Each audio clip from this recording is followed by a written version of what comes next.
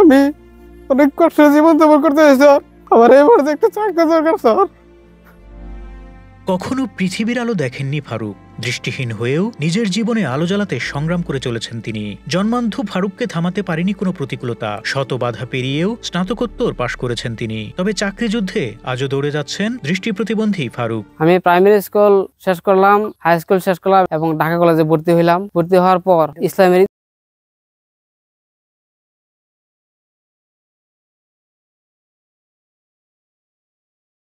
প্রতিবন্ধ করেছে, কিন্তু এর মধ্যে দিয়েও আমি আমার পড়াশোনা চালিয়ে গেছি এবং শেষ করেছি। কিন্তু এখন আমার দিনগুলো খুব কষ্ট যাচ্ছে, আমার সময় খুব খারাপ যাচ্ছে।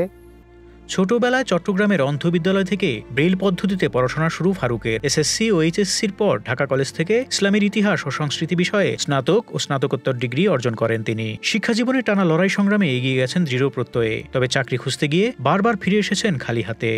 আমার ছেলে ফারুক মিয়া একটি অন্ধ ছেলে, প্রাইমারি থেকে নিয়ে ঢাকা কলেজ থেকে অনার্স পাস করাইছি। মানুষের কাছে চাইয়াটাই আইনা কষ্ট সহ্য করিয়া যে কোনো ভাবে আমার পুত্রে মাস্টার মতো কমপ্লিট করছি। আমার আবেদন অনুরোধ যে সরকারে যে আমার পুত্রের একটা ভালো একটা চাকরি ব্যবস্থা করে দিন। আমি খুব কষ্টের মাঝে আছি, পুত্র খুব কষ্টের মাঝে আছে, বাঙ্গা একটা ঘরের ভিতরে থাকে। মানে আর কার কাছে কইয়া, মাননীয় স্যার আপনার কাছে আমার অনুরোধ, যেভাবে আমার পুত্র চাকরি ব্যবস্থা করে দিন, ভালো একটা চাকরি। ফারুক নরসিংদীর মনোহরদী উপজেলার বড়চাপা ইউনিয়নের জামালপুর পশ্চিমপাড়ার দরিদ্র কৃষক পরিবারের সন্তান। জীবনের প্রতিটি ধাপে সংগ্রাম তার সঙ্গী। দারিদ্র্য আর প্রতিবন্ধকতাকে সঙ্গী করে এগিয়ে গেছেন জীবনের পথে। ফারুক শুধু পরিবারের নয়, পুরো সমাজের অনুপ্রেরণা। চোখে না দেখলেও মনের আলোয় আলোকিত এই তরুণকে নিয়ে গর্ব প্রকাশ করেন এলাকাবাসী। দেখে না অন্ধ, কিন্তু হ্যাঁ রাতে 1টা 2টা বা 12টা এই সময় বাড়িতে আসতে একা একা। আল্লাহ তাআলা জানে।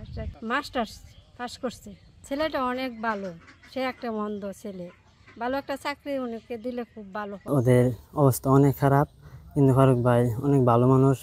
অন্ধ এবং অনেক কষ্ট করে রাস্তাঘাটে অনেক একলা একলা হাঁটে এবং অনেক শিক্ষিত, কিন্তু উনি কোনো চাকরি পাইতেছে না। চোখে আলো না থাকলেও মনের দৃষ্টিতে ফারুক আলোকিত মানুষ। সরকার সামান্য সহানুভূতি দেখালেই এই মেধাবী তরুণ হতে পারে সমাজের এক উজ্জ্বল দৃষ্টান্ত। ফারুক মিয়া অন্ধ মানুষ, অনেক কষ্ট করে তার বাবা তাকে লেখাপড়া করাইছে।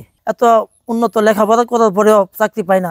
মাননীয় বাংলাদেশ সরকার যদি তার প্রতি একটু সদয় হইতো, তাহলে তার যে অসহায়ত্ব, তার বাবাটা একটা গরিব, একদম অসহায় দিনমজুর, এবং ছেলেটা ভাঙ্গা করে থাকতেছে, তার এত উচ্চ মাধ্যম শিক্ষা পড়ে যদি না পায়, তাহলে একটা কষ্ট করবি। তো ভালো এলাকার মধ্যে যাতে অবহেলিত না থাকে, বাংলাদেশ সরকার যাতে তার প্রতি একটু সদয় হয়। চোখে আলো না থাকলেও মন আর মেধায় জ্বলে ওঠা এই তরুণ যেন হারিয়ে না যায় অন্ধকারে। মেধাবী ফারুকের মতো প্রতিটি প্রতিবন্ধী যেন সুযোগ পায় সমাজে অনুপ্রেরণার আলো হয়ে থাকার, এমনটাই প্রত্যাশা সকলের। কালকে রাত্রে আমি খাবার দাবার করতে পারি না, সকালে আমার আম্মা আমার খাওয়াই দিয়েছে। সেদিন আমি ভুলে গেছিলাম স্যার। আমার আম্মা আমাকে আবার খোঁজখবর নিয়েছে। আমি কোন সময় গাইলাম না গাইলাম স্যার, আমার আব্বা তো দূরে থাকে স্যার, তা খোঁজখবর নিতে পারে না স্যার। কিন্তু স্যার আমি আমার পার্টি করলে ভুলে যাই স্যার। আমার এই মুহূর্তে একটা চাকরি দরকার স্যার। আমি যাতে আমার কষ্টগুলি দূর হয় স্যার।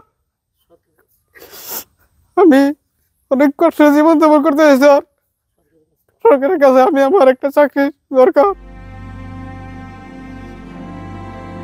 ফারুক শিমুল, ঢাকা এক্সপ্রেস।